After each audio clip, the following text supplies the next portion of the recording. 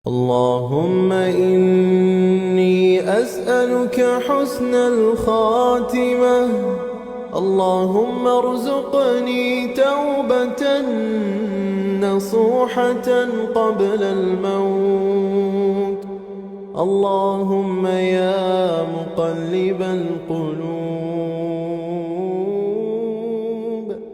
ثبت قلبي على دينك. Ala alihi wa sahbihi wa mawalah wa la hawla wa la quwata illa billahi wa ba'du. Baik, kita lanjutkan kajian kita, masih membahas tafsir dari surah dalam juz 29, dan kita masuk pada surah Al-Jin. Suratul Jin dinamai dengan Al-Jin karena ada penyebutan kalimat Al-Jin. Qul uhiya ilayya annahu istama'a nafarun minal jin. Karena ada sebutan kalimat Al-Jin, maka surat ini disebut Suratul Jin.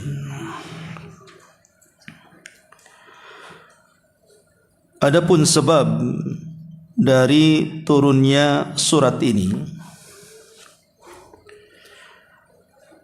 disebutkan di dalam kitab Al-Musnad karya Abu Nu'aim Al-Asbahani rahimahullahu ta'ala. Jadi surat ini turun berdasarkan riwayat Ibnu Abbas radhiyallahu anhuma. Ketika Nabi SAW bersama rombongan para sahabat menyengaja untuk berangkat ke pasar Ukat. Dan pasar Ukat ini pasar jual beli budak di zaman Nabi SAW. Lah kebetulan ketika Nabi SAW diutus menjadi Nabi dan Rasul, terjadi fenomena aneh. Fenomena di mana bintang-bintang yang ada di langit itu menjadi senjata ampuh untuk menembaki jin yang naik ke langit dalam rangka mencuri dengar kalam-kalam para malaikat.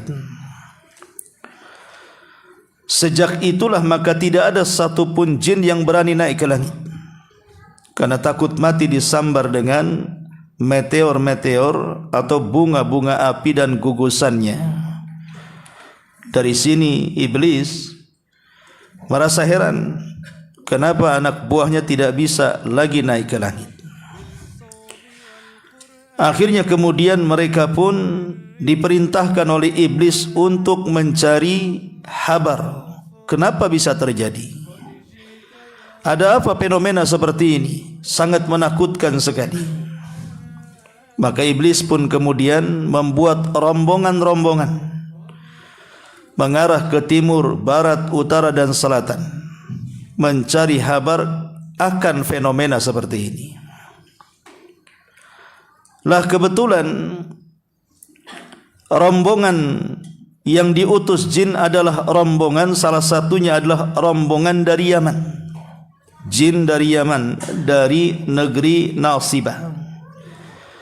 Makanya rombongan jin ini disebut jin An-Nasibiyin. Ada yang mengatakan bahwa jumlah mereka, ada yang mengatakan 7 jin, dan ada yang mengatakan 9 jin. Bahkan ada yang mengatakan nama-namanya disebutkan walaupun sebagian riwayatnya lemah.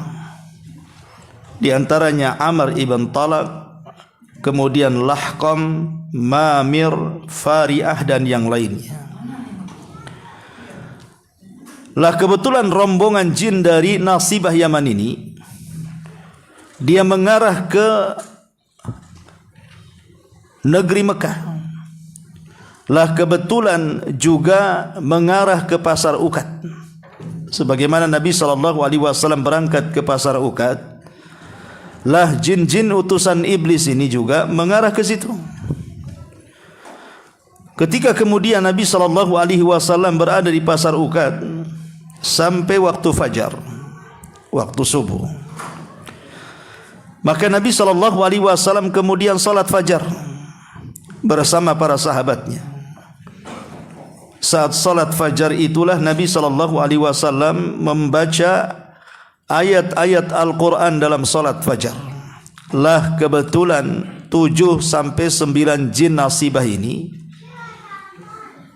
tersesat ke situ mendengarkan Nabi SAW saat membaca Al-Quran dalam salat fajar.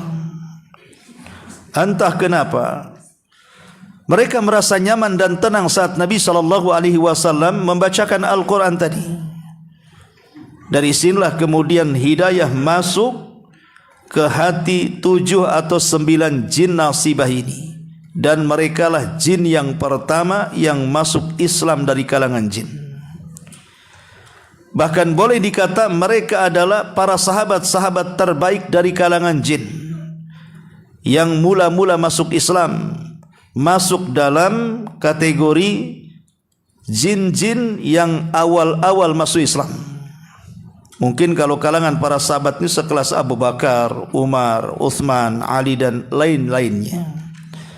Lah 9 jin ini seperti itu kedudukannya di kalangan para jin yang lainnya. Karena disebabkan 9 jin inilah maka Islam di kalangan jin menyebar kemana-mana.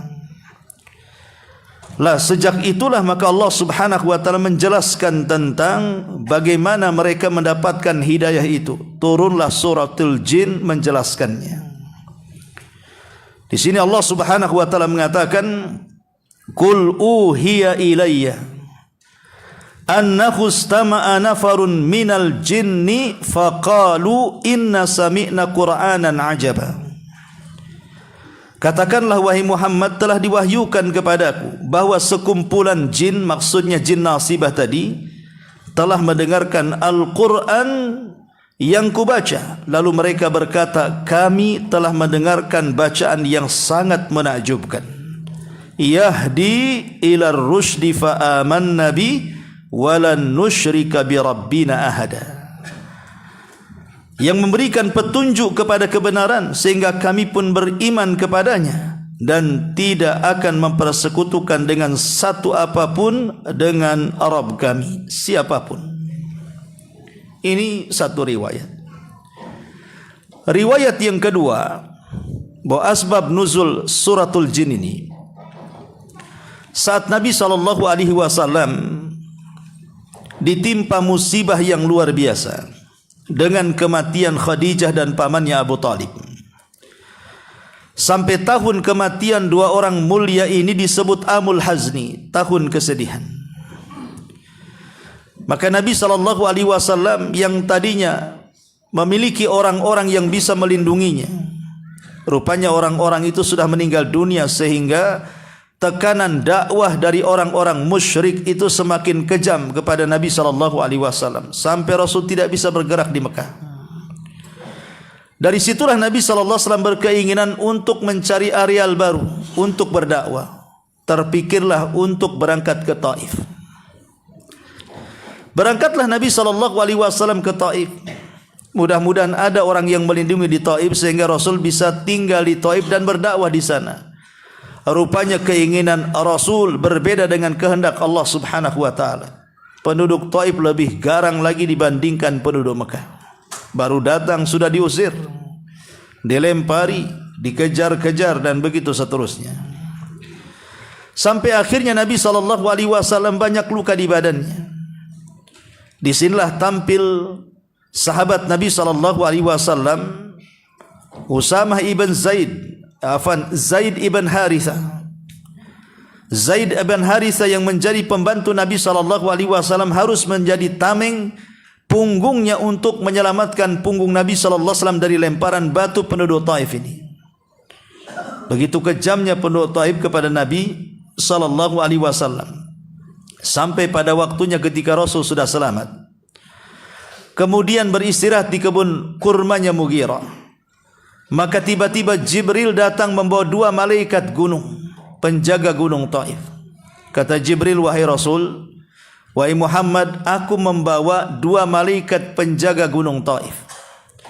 Kalau engkau mau, perintahkan saja kedua malaikat ini untuk menimpakan 2 gunung itu kepada penduduk Taif, maka pasti dia akan melakukannya. Tapi Nabi SAW rahim, membawa rahmat dalam dakwahnya. Dia hanya mengatakan jangan dilakukan.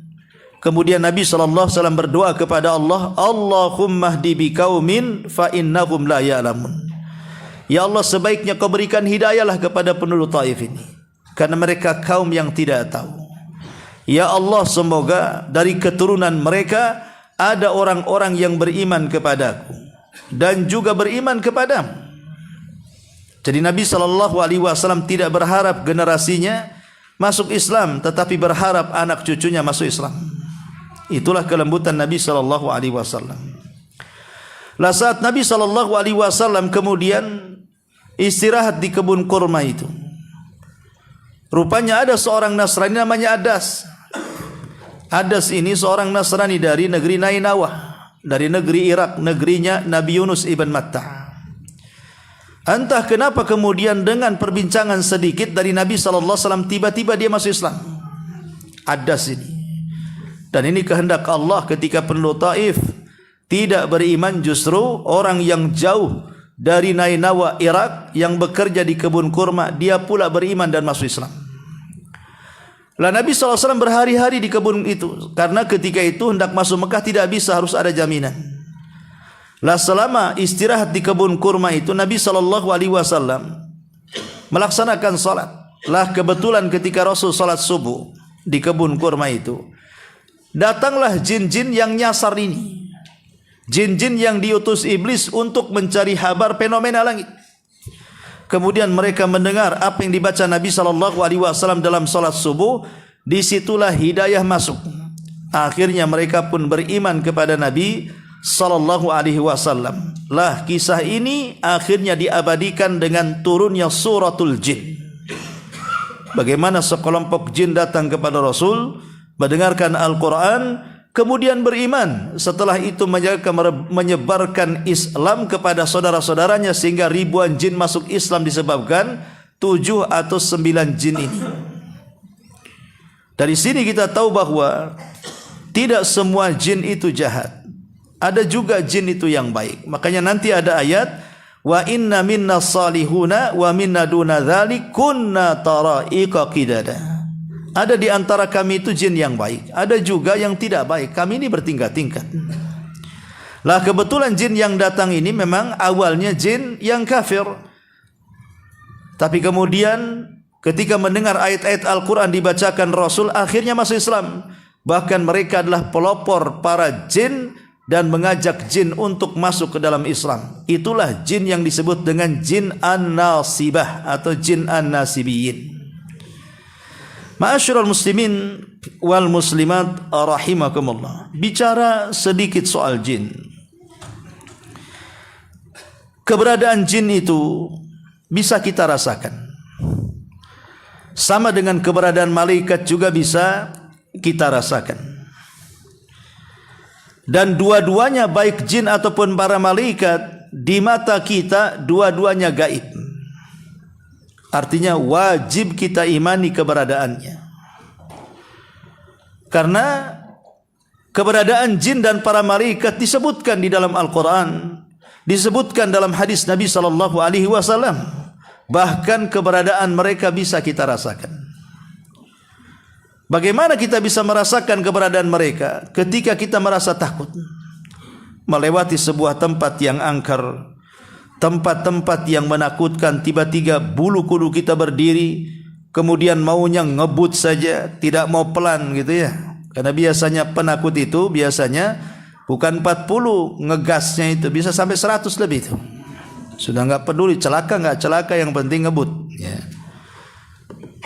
Intinya bahwa rasa takut yang kita alami itu sebenarnya menunjukkan wujudnya jin. Ada jin di sekitar situ yang menakut-nakuti. Atau ketika kemudian hawa nafsu kita ini mendorong-dorong untuk melakukan kemaksiatan kepada Allah Azza wa Jal, berarti disitulah dorongan jin yang disebut dengan qarin. Karena setiap manusia itu punya qarin dari kalangan jin. Setiap manusia. Apakah Nabi SAW punya? Rasul juga punya. Cuman bedanya qarinnya Nabi SAW dalam riwayat diislamkan Rasul sehingga tidak membahayakan Rasul. Dalam riwayat tidak Islam tetapi bisa ditundukkan Rasul sehingga tidak membahayakan Nabi SAW. Lah jin sendiri disebut jin itu listitarihim an a'yunil insi, disebut jin karena tidak bisa dilihat.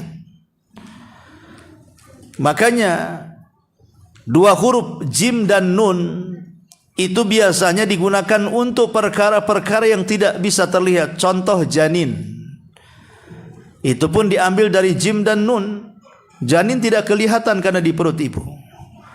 Ataupun sorga disebut al-jannah karena jannah itu tidak kelihatan, perkara gaib. Maka termasuk al-jin. Jin ini juga makhluk yang tidak kelihatan. Mereka melihat kita, tapi sayang kita tidak bisa melihat mereka. Mereka bisa melihat kita. Innahum yarakum huwa wa qabiluhu min haitsu la tarawnahum. Sesungguhnya dia dan seluruh kabilahnya, maksudnya dari kalangan jin, mampu melihat kalian, tapi kalian tidak bisa melihat mereka. Maksudnya kita tidak bisa melihat. Ma'asyiral muslimin yang jadi susunan penciptaan makhluk yang berakal itu diawali oleh para malaikat diciptakan, kemudian jin diciptakan, baru kemudian manusia diciptakan. Dan itu berdasarkan tartib hadis, di mana Nabi SAW mengatakan khuliqatil malaikatu min nur wa khuliqatil jan min marijim min nar wa khuliqa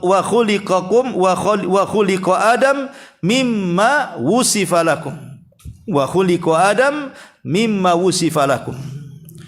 Malaikat diciptakan dari cahaya, jin diciptakan dari ujung nyala api yang bercampur dengan asap. Kemudian manusia diciptakan dari apa yang telah disifatkan kepada kalian, masuknya dari tanah. Karena manusia memiliki sifat-sifat tanah, karena Nabi Adam diciptakan dari berbagai macam jenis tanah. Dari hadis ini menunjukkan bahwa posisi jin itu nomor 2 setelah malaikat. Dan posisi ketiga adalah manusia. Makhluk yang berakal terakhir yang diciptakan Allah adalah manusia. Dahulu jin itu menempati bumi. Sebelum ada manusia di bumi itu, bumi ditempati oleh kalangan jin. Jadi bumi yang kita pijak hari ini dulunya adalah sarangnya jin. Sehingga ketika jin-jin ini lebih banyak yang jahat dibandingkan yang baik, maka mereka pun merusak bumi. Ya samalah ada manusia juga kan perusak-perusak bumi, nebang hutan, pembalakan liar, akhir terjadi banjir di mana. Kurang lebih lah jin seperti itu. Kemudian perang menumpahkan darah, manusia kan kurang lebih seperti itu.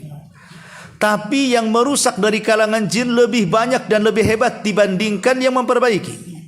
Kalau manusia imbang lah kan itu. Lah akhirnya Allah Subhanahu wa taala ingin mentertibkan bangsa jin supaya tidak menjadi bangsa perusak. Dikirimnya para malaikat untuk menyerang mereka.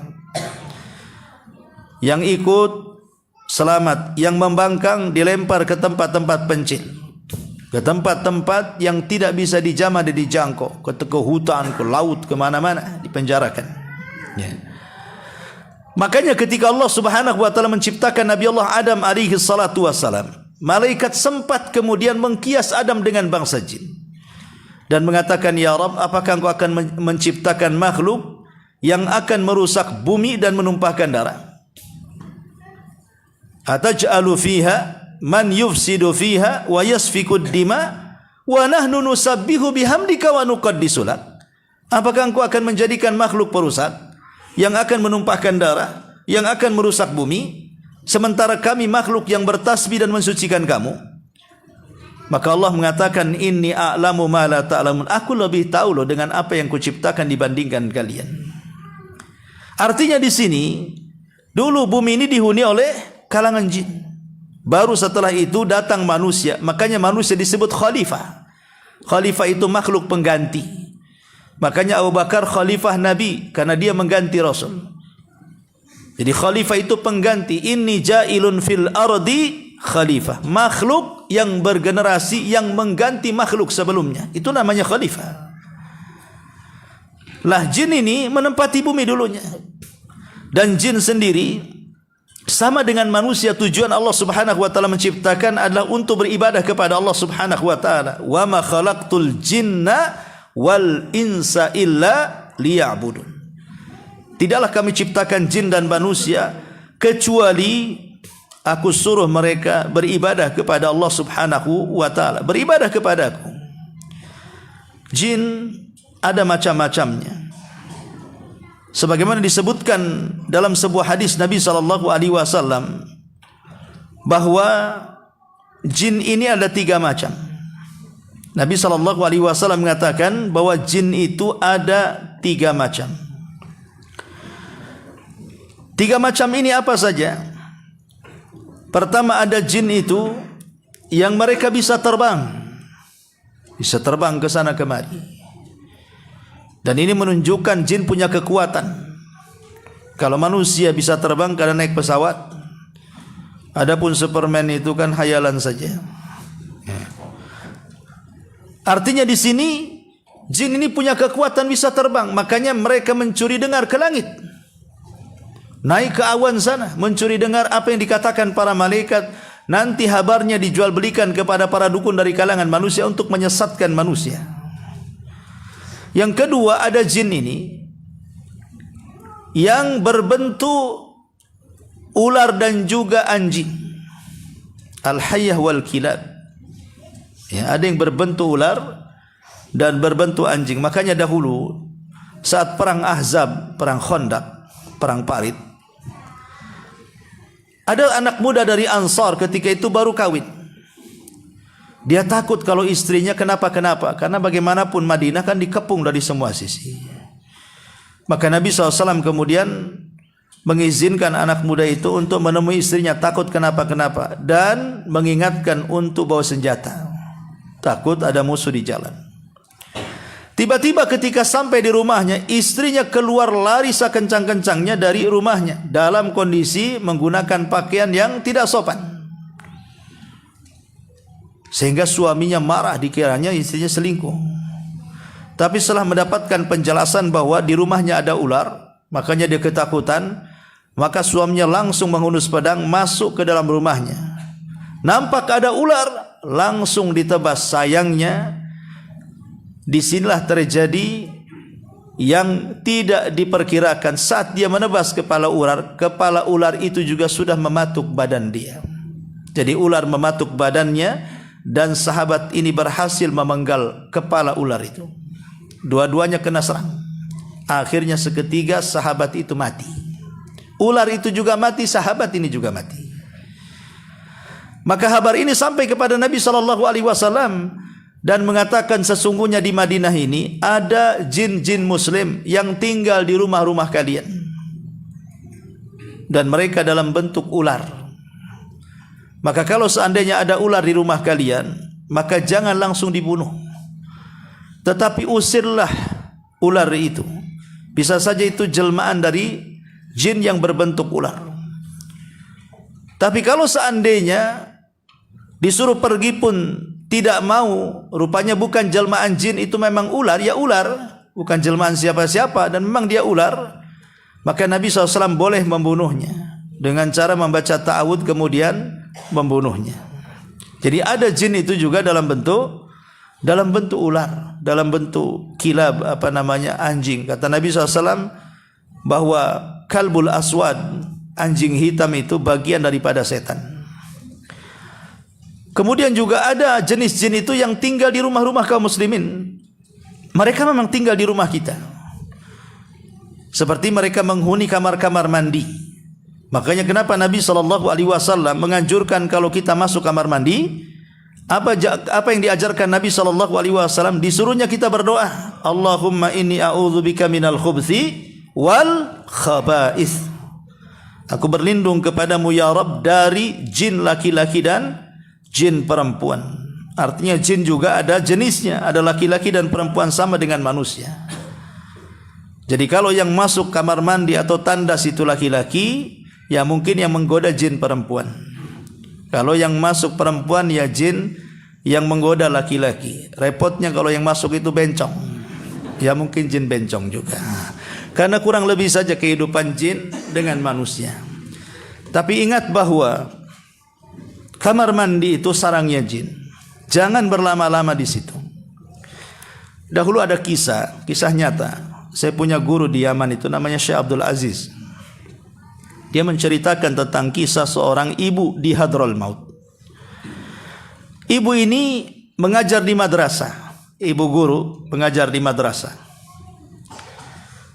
Kemudian salah satu murid perempuannya melakukan keributan di kelas. Maka selaku guru untuk mentertibkan anak-anak didiknya tentu menghukumnya.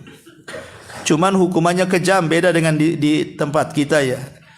Dihukum dikunci di kamar mandi dan tidak akan dikeluarkan sampai selesai pelajaran. Setelah kemudian dihukum dimasukkan ke kamar mandi, dikunci dari luar. Maka sang ibu guru ini terus mengajar sampai selesai jam pelajaran. Allah takdirkan dia lupa. Harusnya cepat dikeluarkan, tapi dia lupa, langsung pulang. Dan baru ingat tengah malam. Maka dia bangunkan suaminya dan menceritakan bahwa dia menghukum salah satu murid wanitanya. Kemudian diletakkan di kamar mandi dan dikunci dari luar.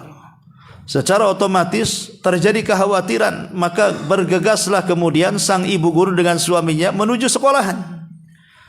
Sesampainya di sekolahan langsung menuju kamar mandi yang ia mengunci anak didiknya. Kemudian dibukalah tuh gemboknya. Setelah kemudian dibuka, kaget setengah mati. Kenapa? Karena rupanya anak itu seluruh rambutnya menjadi beruban. Padahal anak kecil, anak kelas 3, kelas 4 masih kecil. Tapi tiba-tiba kemudian semua rambutnya beruban. Kenapa beruban? Itu saking takutnya. Makanya ketika Allah Subhanahu wa Nabi sallallahu alaihi wasallam menjelaskan tentang kondisi hari kiamat, betapa takutnya hari kiamat, sehingga banyak anak-anak yang menjadi tua. Makanya dahulu juga ada kisah di barat sana tentang seorang gadis yang dipaksa oleh teman-teman laki-lakinya untuk berolahraga yang jatuh dari ketinggian yang diikat kakinya tuh. Apa namanya itu? Olahraga apa itu? Itulah. Pokoknya dia jatuh dari ketinggian, nanti kakinya diikat kan gitu ya, turun ke bawah kan. Tapi kan tali itu kan tidak sampai ke tanah. Dan itu juga kan biasanya fleksibel, jadi kan tidak apa-apa.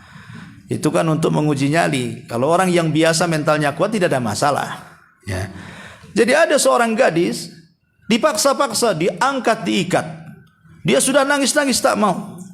Diprank lah bahasa kitanya ya. Akhirnya kemudian didorong, kemudian jatuh ke bawah. Tapi ya selamat karena kan kakinya masih diikat gitu. Nggak ada apa-apa sih, nggak dicedera. Cuman ketika dia takut yang berlebihan sampai di bawah itu, tiba-tiba semua rambutnya berubah. Saya pernah baca artikel dalam dunia kesehatan. Kok bisa fenomena seperti itu menjadikan rambut hitam jadi beruban? Rupanya dalam dunia kesehatan medis juga begitu. Saya baca itu.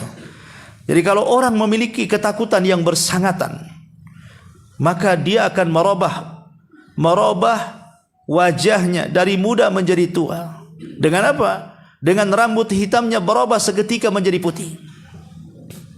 Jadi saya cocokkan dengan kisah bu guru yang mengurung anak laki-laki dan kasus seorang gadis yang dipaksa untuk terjun itu. Dari sini kita tahu bahwa ketika orang dikurung di kamar mandi, kalau dia mengalami ketakutan wajar, karena kamar mandi itu kan tempatnya setan, ikhwan. Tempatnya jin.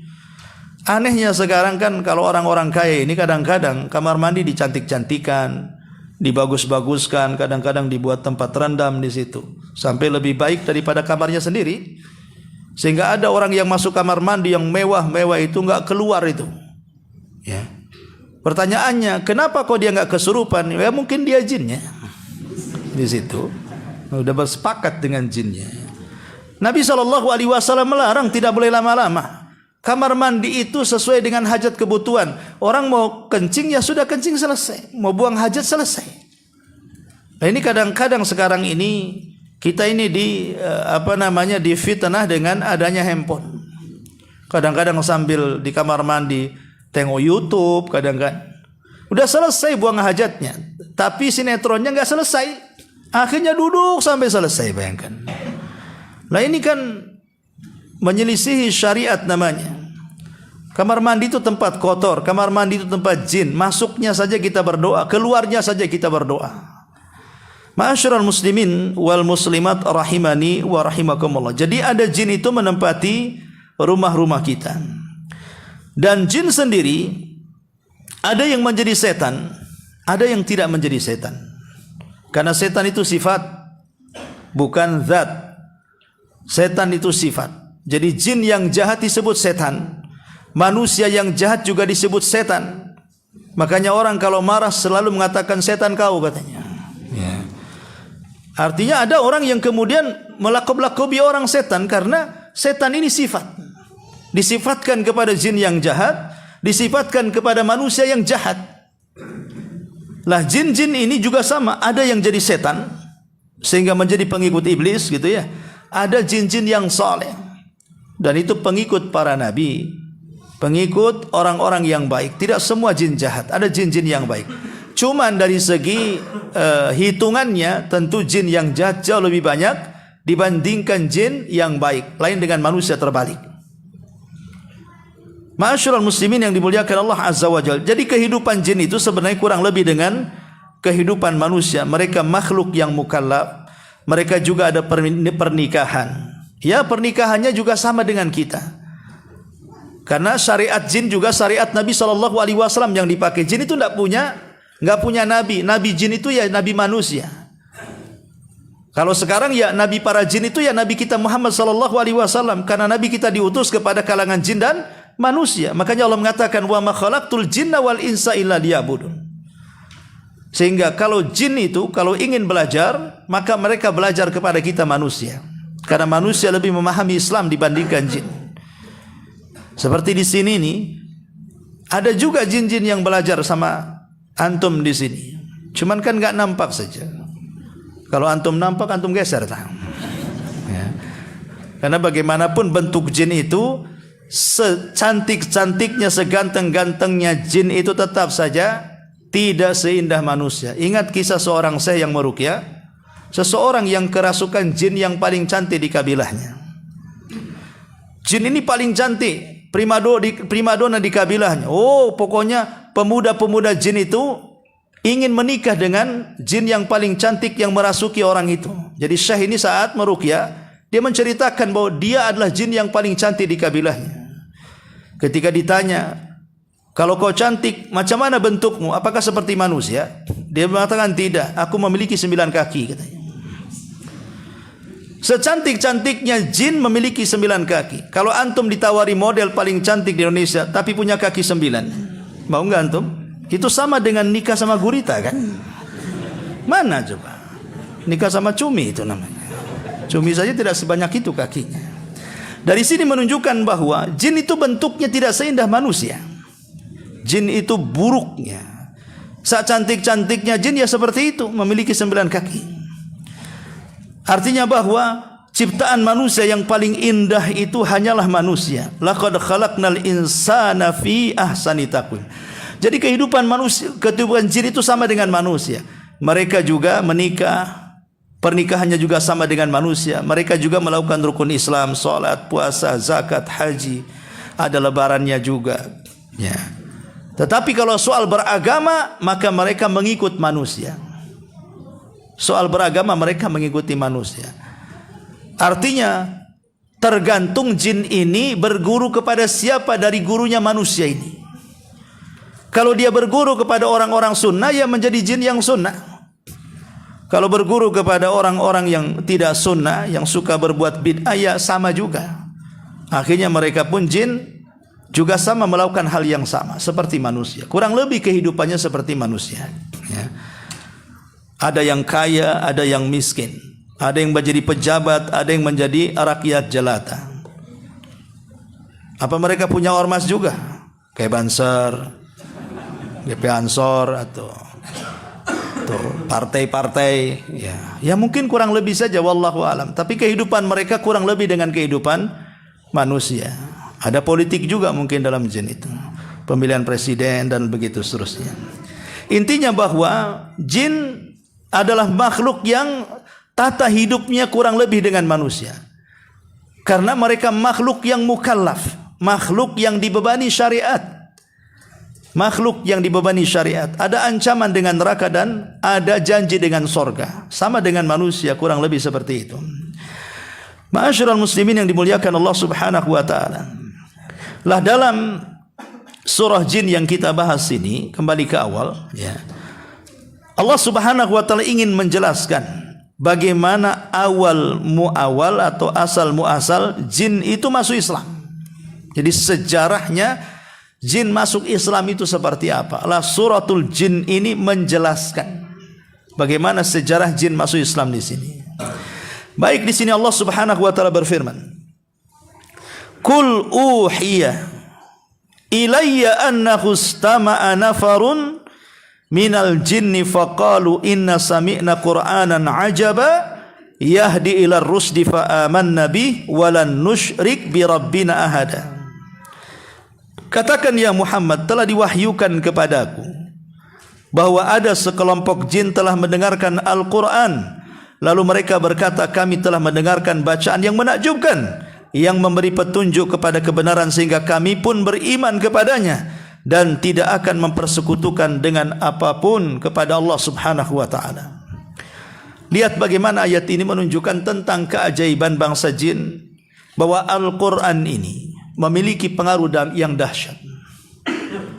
Quran yang Allah subhanahu wa ta'ala turunkan itu memiliki pengaruh yang luar biasa, mempengaruhi alam semesta. Bahkan Allah mengatakan, kalau seandainya lau anzalna hadzal qur'ana ala jabalin la ra'aitahu khashi'an mutasaddian min khasyatillah. Kalau seandainya Al-Quran ini diturunkan kepada gunung-gunung yang kokoh, yang penuh dengan bebatuan, yang tidak bisa dihancurkan kecuali alat berat atau bom saat hari ini kan. Kalau dulu kan tidak ada alat-alat sesanggih seperti ini, atau alat peledak yang ada di zaman sekarang kan susah dihancurkan. Tapi kalau seandainya Quran diturunkan kepada gunung, bukan kepada manusia, maka gunung itu akan bergegar dan bergetar karena ketakutannya. Lihat pengaruh Quran. Makanya gunung-gunung dan langit menolak Al-Quran, karena pengaruhnya sangat dahsyat sekali. Sanulki alaika kaulan thaqila. Quran itu sakil, berat. Bahkan dalam sebuah riwayat ada seorang sahabat namanya Usaid ibn Hudhair. Usaid ibn Hudhair Al-Ansari radhiyallahu anhu. Usaid ibn Hudhair ini salah satu pemimpin Ansar, pernah membaca Al-Quran. Dia punya anak namanya Yahya, makanya kunyah disebut Abu Yahya. Abu Yahya ini tidur di samping kandang kuda, tidak jauh dari kandang kuda. Jadi Usaid ibn Hudhair ini membaca Quran. Ya. Setiap kali dia membaca Quran, entah kenapa kuda ini berisik. Kuda ini loncat-loncat dan berisik. Tapi kalau dia diam, kuda pula ikut diam. Maka Usaid ibn Hudhair ketakutan. Bukan takut kudanya, anaknya tidur di situ masalahnya. Dekat kuda itu, takut ditunjang sama kuda. Makanya kemudian dia tidak berani melanjutkan bacaan Quran, karena takut anaknya tersakiti dengan kuda. Keesokan harinya diceritakan kepada Rasul tentang kisah malam harinya. Maka Nabi SAW mengatakan, ya Usaid, kalau engkau teruskan bacaan Quranmu, maka akan turun para malaikat menyaksikan dirimu. Tapi di syahidnya di sini apa? Binatang juga terpengaruh dengan bacaan Quran. Bukan hanya gunung saja, binatang loh terpengaruh dengan bacaan Quran. Termasuk juga benda-benda air. Ingat penelitian orang Jepang ketika meneliti 2 gelas air mineral, yang satu diruqyah dibacakan Quran, yang satu tidak diruqyah tidak dibacakan Quran. Kemudian dua-duanya diteliti di lab. Kenapa orang Islam itu bisa mengobati dengan bacaan Quran dalam media air? Ada apa sebenarnya? Orang-orang kafir meneliti, dimasukkan lab lah antara air yang dibacakan Quran dengan air yang tidak dibacakan Quran. Ternyata air yang dibacakan Quran itu lebih padat molekulnya. Artinya apa? Lebih dahsyat detoksnya untuk mengeluarkan racun dan untuk kesehatan. Artinya bacaan Quran itu pengaruh. Makanya kalau zaman bahula di desa-desa itu biasanya kan orang-orang desa awam-awam mereka datang ke kiai, ya kan, minta air minum. Ya. Apa sih yang dibaca kiai itu? Ya surah Al-Fatihah saja. Ambil. Sembuh. Pertama karena memang sugesti yang kuat. Karena kan sugesti bagian pengobatan. Orang kalau nggak yakin, nggak akan sembuh tuh. Harus yakin, itu namanya bagian daripada sugesti kan. Contohnya umpamanya ada orang yang kecanduan kalau setiap sakit kepala, kalau dulu kan ada namanya puyar bintang 7. Sekarang sudah bintang berapa tak tahu. Kalau dulu kan kalau nggak minum itu nggak sembuh. Padahal banyak obat-obatan yang sefaedah menyembuhkan sakit kepala kan. Tapi tidak bisa juga. Tetap harus puyar. Itu namanya sugesti itu. Padahal sebenarnya kandungannya juga sama. Ya, kandungan isinya itu sama, bisa menyembuhkan sakit kepala. Tapi karena sugesti dia ke obat itu saja, dia menolak obat yang lainnya. Dan kalau diminum pun efeknya kurang. Lah itu namanya kekuatan sugesti dalam perobatan itu. Karena orang dulu sangat yakin dengan kiai, gitu ya. Sehingga dikasih air saja hanya diludahi dengan Fatihah itu bisa menyembuhkan. Ya, karena memang bukan masalah ludah kiainya. Ludah kiai sama dengan ludah antum. Lain dengan ludahnya Nabi, memang obat gitu ya. Orang buta saja diludahi Nabi seperti Ali bisa sembuh. Kalau orang buta di ludah antum, maka agak buta lagi kan itu. Dua-duanya makin buta. Bukan masalah ludah yang dimasukkan ke air, tapi kan bacaan Qur'annya itu. Bacaan ruqyahnya itu yang dibacakan ke air menjadikan dia air ruqyah. Nah itulah yang kemudian bagaimana Al-Quran itu bisa mempengaruhi air. Pada air minum biasa air, tapi kalau dibacakan Quran menjadi air yang bisa mengobati. Itulah pengaruh Quran maksudnya. Pengaruh Quran itu sampai kepada orang-orang kafir. Bagaimana Abu Jahal setiap malam ngintip Rasul mendengarkan. Kalau di siang hari jadi musuhnya Nabi, kalau di malam hari nyari-nyari Nabi sholat malam ingin dengarkan Quran. Kan aneh si Abu Jahal ini. Pantas namanya Abu Jahal. Abu itu bapak Jahal bodoh, ya mana Abu bodoh.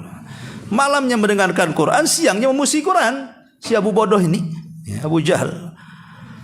Artinya bahwa orang kafir terpengaruh dengan Quran. Bahkan kalau Abu Jahal ini terpengaruh tapi tak mau memusuhi Islam. Tapi banyak juga para sahabat yang tadinya hendak membunuh Rasul, ketika mendengarkan Quran terpengaruh, jadi tidak jadi membunuh Rasul. Contoh umpamanya Zubair ibn Mut'im, bawa pedang dia dari Mekah menuju Madinah, semangat mau membantai Nabi. Sampai di Madinah, Nabi sedang sholat maghrib. Akhirnya dia ngendap-ngendap dengerin apa yang dibaca Nabi saat sholat maghrib. Rupanya Rasul membaca surah Tutur. Sampai kepada ayat am khuliqu min ghairi syai'in am humul khaliqun am khalaqus samawati wal ardi bal la yuqinun. Ini kan ayat yang menyinggung berhala-berhala orang kafir.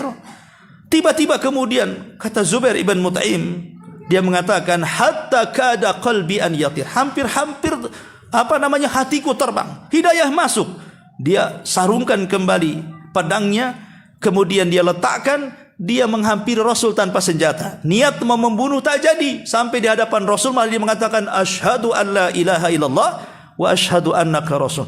Begitu dahsyatnya pengaruh Al-Qur'an, ikhwan. Lah termasuk jin di sini juga terpengaruh.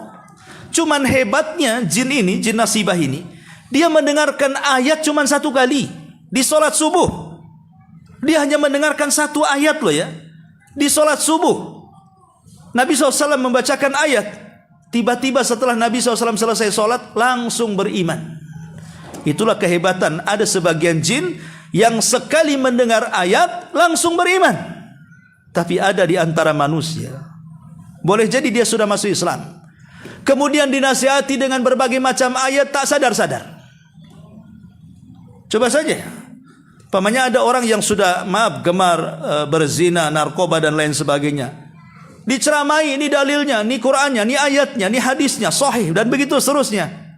Nggak dengar. Tapi ada dokter nggak pakai dalil.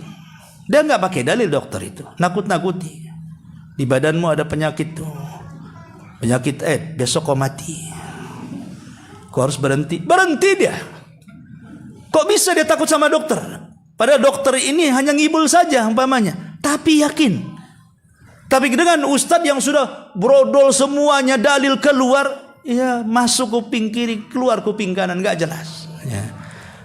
Jadi ada orang yang berkali-kali dinasihati dibacakan Quran tak sadar-sadar ini jin, sekali mendengar Quran langsung beriman. Apa enggak luar biasa jin ini? Jadi ada jin yang dibacakan Quran itu langsung beriman. Ya, tidak semua, ada juga jin yang dibacakan Quran lari. Sebagaimana manusia juga ada manusia yang dibacakan Quran lari.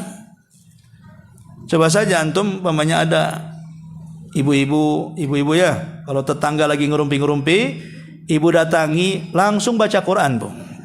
Kira-kira reaksinya macam mana? Pasti ibu dihalang-halangi lari. Buyar tuh gibahnya tuh, Bu. Ya, ini karena ada juga rupanya manusia kayak setan juga dibacakan Quran tuh dia tak suka lari. Tapi ada juga yang beriman seperti jin, dan ini semua adalah hidayah Allah Subhanahu wa taala. Wallahu a'lam. 2 ayat saja. Subhanaka bihamdika asyhadu an la ilaha illa anta astaghfiruka wa atubu ilaik. Allahu ta'ala alam. Assalamualaikum warahmatullahi wabarakatuh.